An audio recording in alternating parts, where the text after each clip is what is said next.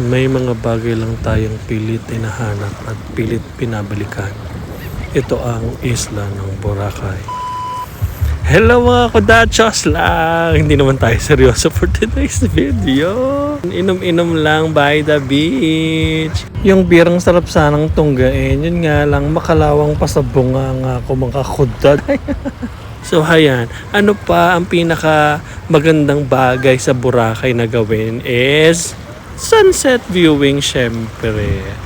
So hayan mga kuda, when you have time, talagang iti-treat nyo lang yung self nyo para mag-unwind at mag-relax. Hindi yung puro trabaho lang. Ayan na si My Love, iniisip ang mga next move niya sa buhay niya.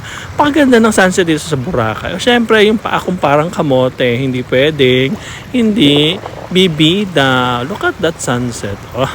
Pak, thank you for watching. Bye!